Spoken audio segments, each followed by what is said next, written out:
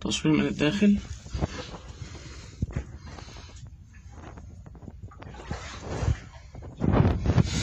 يظهر أجمل حجر، وهو جزء من لوحة، وهو عبارة عن لوحة للتاج الملكي لمن يحكم. واللوحة دي المفاجأة إنها لوحة للتاج المزدوج، أي تاج الوجه البحري والوجه الإبلي، أي اللي تقلد الحكم داخل هذا المكان حكم الوجه البحري والوجه الإبلي. وده يؤكد إن أنا عندي حضارة مزدوجة ممثلة في مملكة منف، التاج الجنوبي اللي على هيئة طرطور، ثم التاج الشمالي. إذن يعتبر هذا التاج المزدوج. إذن الملك اللي حكم هنا هو ملك حكم الشمال والجنوب، الوجه البحري والوجه الإبلي.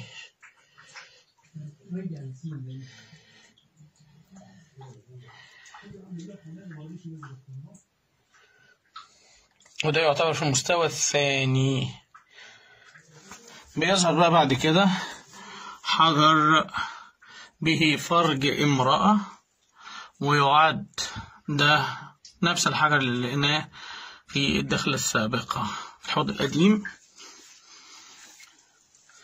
ثم يظهر الشكل الهرمي في هذا الحجر اللي يعلو لوحة الملكية.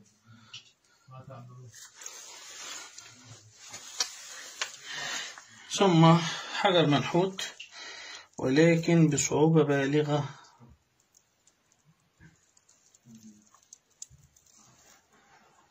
المستوى الثاني برضو. المستوى الأول استمر الجدار من الداخل إلى الخارج، تظهر لوحة الملكة وتحتيها الحجر المميز اللي هو أعلى العتلة لنصفين. الملك اللي يمسك بصولجان الحكم بيده الشمال، وبيده اليمنى يمسك مفتاح الحياة.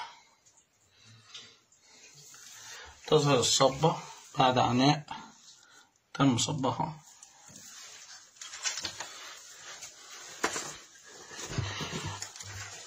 الملكة الأم تظهر بوضوح وهي متقلدة التاج. ثم يظهر نصف حاكم ممسكا باليد اليسرى